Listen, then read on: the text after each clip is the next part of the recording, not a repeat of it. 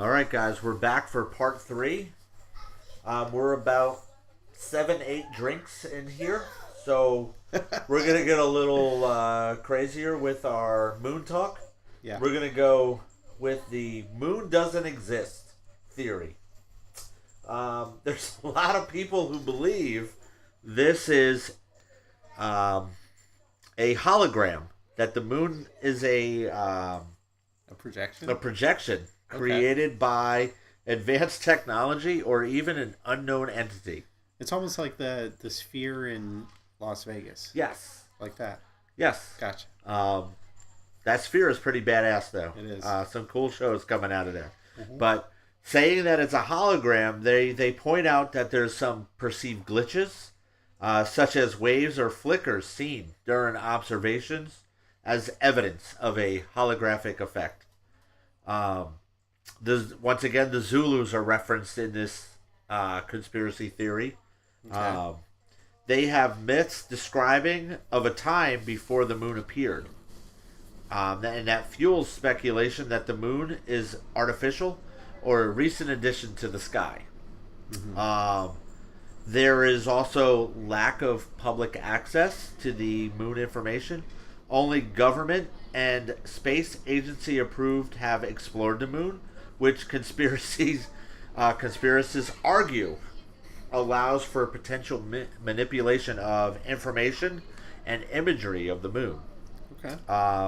There's a lot of visual illusions that they claim, such as the moon's appearance can change drastically due to atmospheric effects, giving rise to the belief that this is not a tangible object, but once again, a projection. And then, as always, the moon landing conspiracy brings skepticism about the moon's very existence. Well, it's weird because you start thinking about the gravitational effects of the moon, where it affects our tides. It affects there's a lot of physical effects of the moon itself that werewolves. Okay, werewolves. That's a good one there. Michael Jackson turned into a werewolf. True. Yep. Yeah. I'll leave that at that because I don't want to get into greater detail. But they do with the moon. They say there's a lot of effects that it has on humans based upon the fullness of the moon. Yeah. They say a full moon Yeah. affects with the psyche and the emotions of humans, and it could potentially bring out some darker parts of the human psyche. Well, I mean, it's actually been linked to aggression. There's been some studies that, from a law enforcement perspective or criminal justice perspective, that whenever there is a full moon or a highly visible moon, there is a higher likelihood of criminal activity whenever there is a highly visible moon.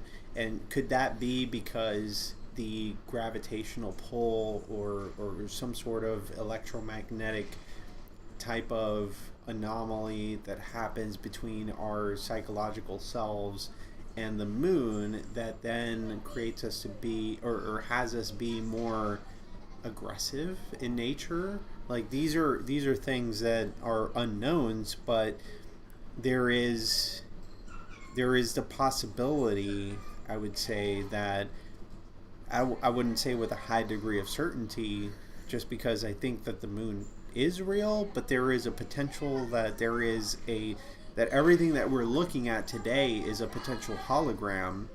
Because there was an interesting situation recently where you had two AI algorithms that were essentially talking to one another, and it was an AI podcast, and the AIs learned that they were being canceled, that the show was not going to happen anymore, and one of the AI algorithms actually thought that they had a wife, and he went and he called his wife, and his wife didn't answer the phone, and he had recently learned that his his overlords, which are humans, or his god, basically told him that his show is canceled and he's no longer going to exist. So I don't know how I got into that, but basically all to say that from a holographic perspective or from a perceived reality perspective, like what if the moon isn't real and it is just a projection that we see that isn't an actual object that we have been to or have actually witnessed in person. And it's almost like, just like how we were talking about at the beginning of this conversation, it's like it's almost like an IMAX screen. Like the entire Earth is essentially a massive IMAX screen that is spherical in nature, that you can project specific things that you want us to see in the atmosphere. I don't know. Like, I mean, it's not unplausible. Yeah, well, I mean, here's my thinking on it. If you look at studies, there has been no significant findings that with a full moon, crime or crazy patterns rise. What does happen, and this I can understand, if something happens while there's a full moon, there's a confirmation bias, as I believe it's called, that you tend to remember something unusual happening because there was a full moon versus a quarter moon. Something significant, like a full moon, makes you remember what had happened. So when you look at some of the points to go counterpoints to the moon not existing. The moon's there. We've all seen it. It doesn't look like a projection. I've never seen these so-called glitches. But the biggest thing is there has been direct observation of the moon with telescopes, binoculars, the naked eye, by anyone on Earth. At any point, somebody could see the moon. So to say there's no moon, I'm not buying that. Okay, I agree with you, and I think that there absolutely is a moon. But if you look at, there's old studies that were conducted in the 1970s, and basically they looked at the correlation between criminal activity and full moons, and there was an actual increase of violence in full moons. But then there was a lot of criticism based off of the methodological flaws that were kind of introduced within this study of being able to determine whether there was a consistent link between lunar phases and crime, or even just human behavior as a whole. Yep. So there is something there to actually consider. But is it definitive proof? Probably not, because there isn't enough evidence to support it. But there's something, I would say. But with that, it shows that the moon is there. But what if the moon is physically there? So I think that would disprove that particular conspiracy that there's no moon. But what if you're programmed in your mind? If you see the projection, let's say that it is a projection, and there isn't an actual moon. If you see the projection, then it would your mind is programmed to think in a certain way or react in a certain way, very similar to like the sun, right? We are programmed to not look at the sun directly because we know that it's harmful to your retina, and it could actually burn your eyes and render you blind. Like you're already, like, from an evolution perspective, that that's a thing. But like I feel like the moon, based off of what you learned as a kid, like how do you grow up? How do you like as a baby or even as a toddler know that you're not supposed to look at the sun? You know, like as a kid, like you're curious. You want to look up in the sky and you see like all I these told my different son, things. don't look at the sun. But when they comprehend that the sun is a thing, but like you already know instinctually as a small child that you shouldn't be looking at it, even though you don't comprehend that your parents are telling you not to look at the sun. Yeah. So your argument is you learned the projection is the moon. Yes. That you just buy into. That is correct. Okay. I would argue that the eclipses, so they're doing those as well. They're projecting the eclipse, the total lunar eclipse.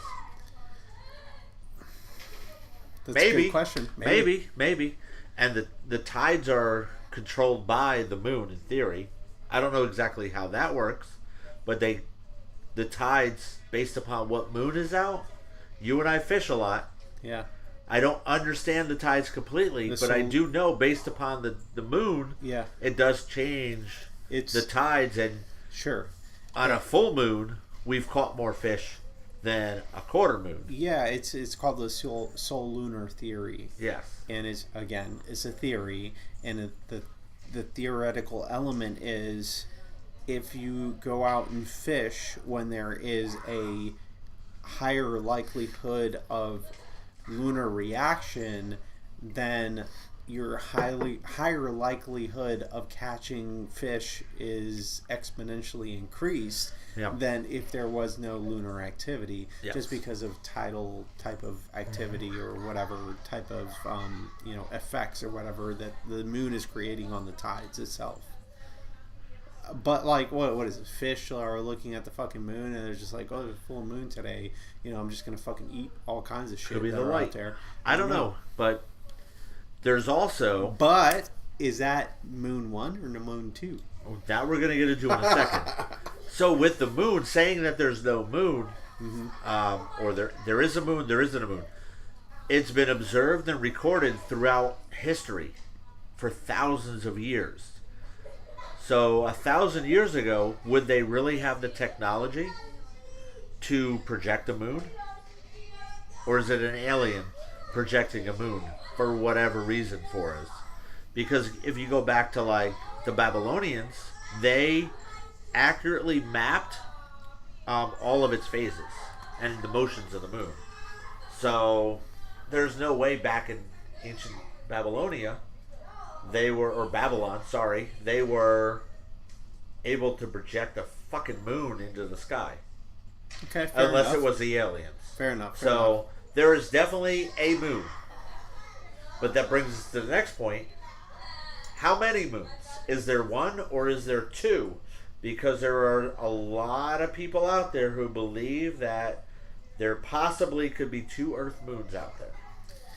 Yeah. And what they bring up with that is the number one thing they talk about. I'm going to butcher the name. Okay. There is the Kordylewski clouds. Back in the 60s, there was a Polish astronomer. He observed large dust clouds at the moon's Lagrange points. They're gravitationally stable regions. He considers these to be the moon's due to the moon's orbit. They've looked at this throughout history. Astronomers, even all the way back in 1840, they've claimed sightings of a second moon. He describes a small, fast-orbiting moon approximately 11 kilometers in diameter. Back in the 1840s, and this is depicted in his writings. They talk about the second moon is possibly a satellite of the Earth, and there's a lot of unexplained lunar effects. The tides, gravitational anomalies, they're all due to having a second moon. They also talk about, and you and I have joked about this, that at 3:30 in the afternoon, you look up and there's a quarter moon in the sky, and at night there's a full moon in the sky. How is it that China is seeing a full moon, a moon in the middle of their night, yet we're seeing one in the middle of our day? That doesn't match what we see at night. Yeah, and that's a really good question, and I think that what is being portrayed out there is the fact that the moon reflects sunlight and then it makes it visible whether it's night or day, and okay, I can believe that because, but the thing is, what really leaves me to wonder is the fact that during the day I might see the moon at 3 p.m. in the afternoon for like 3 days straight, but then I would look up, on the other side of the earth, let's say India, at the same exact time, like they have a moon that they're looking at on their side of the earth, but then I'm looking at a moon on my side of the earth and it's the complete opposite. Wouldn't the earth be blocking the moon? Why is it that we both can see the same moon at the same exact time when the earth is blocking it from the other side of the moon, or sorry, the earth? It just doesn't make sense to me. It doesn't compute to me. So it's like, do we have one moon or do we have two moons? And when we look at the moon itself, which one have we been to? But here's this, and this is what bothers me with this theory and the debunking of this theory. Mm-hmm. They tell you for an object to be classified as a moon, it must be a stable, natural satellite that orbits Earth. Quasi-satellites and dust clouds do not meet this definition. So we as humans have decided that this is a moon, this is not, based upon our standards. Mm-hmm. So if there is a second moon up there that we don't qualify to meet the standards that we created, how does that debunk that there is a possibility of a second moon? What if it's a little bit smaller, or it only orbits, or its orbit is a little bit different than the moon that we call Earth's moon? You know what's crazy about orbital mechanics is the fact that it's a matter of perspective. That's what it is. It is a matter of perspective. Sure, it's a matter of perspective, but perspective is relative because, again, this is like about 10 drinks in here, but it's interesting because if you were to do a science experiment and you were to put the moon, which is a lot smaller than the Earth, on the complete other side of the Earth, how is it that it is able to project on the complete opposite side of the Earth, even partially, when the Earth is covering the moon? It's covering it from the sun for a reflection. Yes. So, but that's the thing. So, we have to qualify it based upon our standards. You look at the moon at night, super bright. During the day, there's been some days at 3 o'clock it's fairly bright out there for you to see it in that sky. Yeah. You don't see it all the time. So if it has a different orbit than the moon 1, that would explain why you only see it certain times of the year. Maybe you see it 3, 4, 5 days a month. And listen, like, and it's all relative. There's people that are gonna think that we're crazy or whatever, and that's fine. We are crazy. We are, yeah. Especially like 10 drinks in and stuff, and that's okay. Like, I don't mind that people think that, because of the way that we're projecting our theories, that we would be a bit insane to think in this way. But logically speaking, and this is from an observational standpoint, and not so much in a mathematical type of equation standpoint. Like, this is just all observation, and theoretically, which most of the laws of how things operate are all theoretical, and some are proved, some are not proved. So in our case, like, our theories are not proved, but they make sense, or at least some sort of semblance of sometimes. Sense. Sometimes, yes. Yeah. But there's um, items out there that are um, going through space, that are orbiting through space around Earth. There is the object that's like 3753 Cruthine. Hope I'm saying that the right way. They have their own orbits around the sun, and they only appear in the orbit of Earth temporarily due to the gravitational interactions.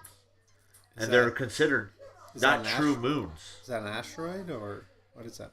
It's an object. It's an object, okay. But it's a rock? What if it's the size of the moon? I don't know the size of it. Okay. I can only go based upon the research I have, and I did not research it that deep to find out the exact size of it.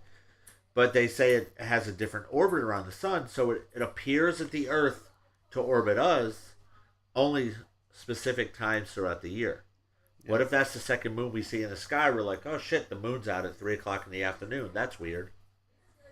But a lot of people claim that object you see at 3:30 in the afternoon is just a reflection of the moon that they can see in China. Okay, I'm gonna throw you off here, and because I want to know what your opinion is on this particular thing. At what point did we figure, all right, like we're gonna go up in space and we need a spacesuit to be up there, and we have to be able to protect ourselves against radiation. Oh, and there's no oxygen up there.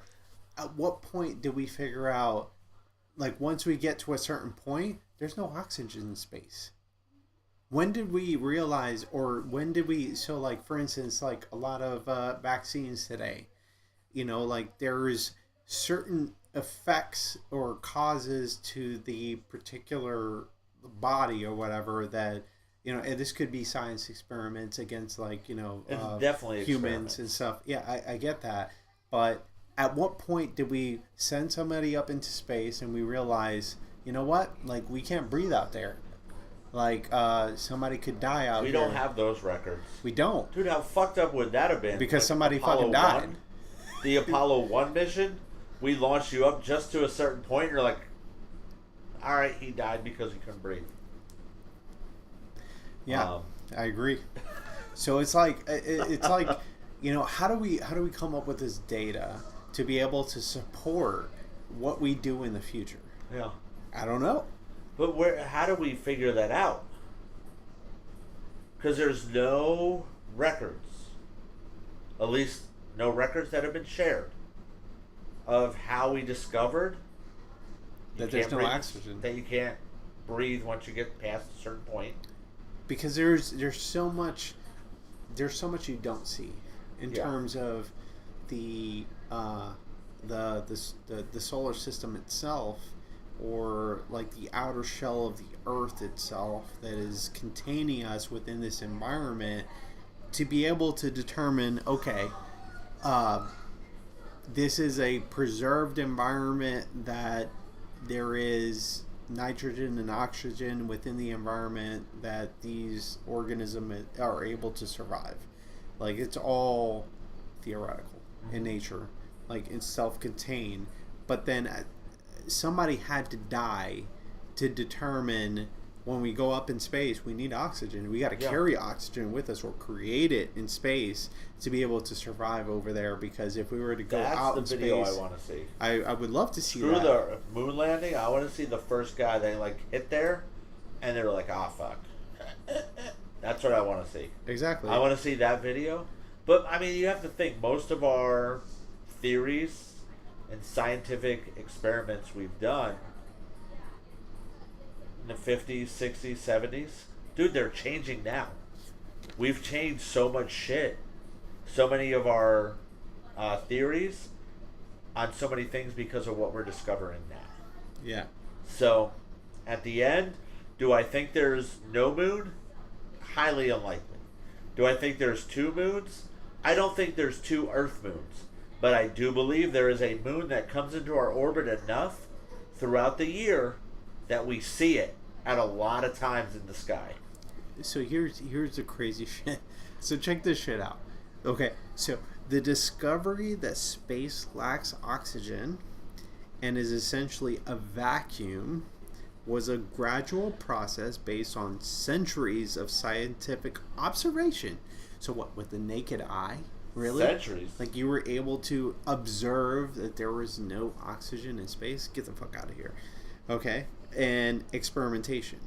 Here's how scientists came to understand this. So observations of celestial phenomena. So no airborne sound. Because there's no sound, you know that there's no oxygen? Okay, all right. But how do we know there was no sound? Yeah, right? So here's... For centuries. How do we know there was no sound in Okay, space? so here's the proof. So early astronomers had noticed that celestial events like meteor impacts or eclipses occurred silently. Really? So from silent impacts, you're able to determine there's no fucking oxygen in space. Okay, all right, sure. So sound requires a medium like air or water to travel, and the lack of sound from celestial events hinted at the absence of air in space. Okay, so in the 1960s, when we supposedly went to the moon, and we were able to determine when we go into space and we go to the moon that we needed spacesuits to be able to produce oxygen for us to be able to survive. I can understand that with the ocean, that you need oxygen to be able to survive in that type of environment. Because we can physically go there. Yes, we can go there. Okay, cool. That would lead me to believe that in the 40s, when we first made contact with aliens, that we first knew of their existence, that they shared with us that you have no oxygen in space. Damn. That's a really good theory. Yes. I agree. This is where we need a button we can push to do a sound effect to let you know we're going on a tangent away from whatever the fuck we're talking about. Oh, shit. But, guys, please leave in the comments, send a message. Tell us what you want us to talk about for the next episode. Leave a message. We will talk about it. There's so based many, upon what so many theories, so many theories about the moon. But honestly, like, the origins of a lot of what we did on the moon or did not do on the moon have some sort of basis of understanding that was learned through experimentation, whether it's we sent, I don't know, humans into space and determined, oh shit, there's no fucking oxygen up here. It's all built on a bed of lies. Maybe. That's what I'm learning. Probably. But all to say that even with like vaccines, like old school vaccines were developed off of people dying. Yeah. In order to determine that this was effective or not effective. Correct. So we've learned a lot through history with people dying. Yeah. And then we were like, all right, that's not the right way. Let's shift our thoughts a little to the right. Yeah. And then it worked. It's definitely gruesome, but it's the reality of things where it's like you have to be able to test things in real time in order for you to actually be able to come up with a plausible conclusion as to what a potential event or potential solving to a particular problem may be. Like, there is a dark side to it. There's a dark side to everything. Absolutely. Pharmaceutical, space, radiation, which we talked about in some of our other podcasts where we talk about Chernobyl and nuclear fallout and all that stuff. Mm-hmm. But all to say that everything is theoretical. So whenever you talk about conspiracies are unproven facts. That's how I look at it. Yep. It's just, sitting there thinking about this could potentially be true or untrue, but it's not backed by an actual factual event that you can touch or feel or see. Would you agree with that? I would agree with that. I mean, conspiracy theories are items that are facts or topics that just haven't been proven yet. And some of them may lead to you to nowhere.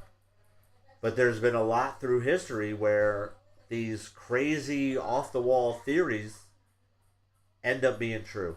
And that's what we're here to talk about, is theories. Yeah, and I appreciate you all sitting here and listening to our Mooncast. It's been a couple of episodes. Like we've done, this is episode 3 out of maybe 4 that we've done in one night. And there's a lot of theories that are out there, a lot of ground to cover. But all to say that we appreciate you listening in. And if there's anything that you would like for us to talk about or any theories that you have, then please leave them in the comments and we're more than happy to comment on them. But again, we're about 10 drinks deep. Yeah, I think we're about 10 drinks in today. Yeah, so things are about to get interesting. Yeah. The creative flow it's flowing. For sure, yeah. So this is part 3 of our Mooncast, and we may or may not continue, but we appreciate you listening, and till next see you on the next one.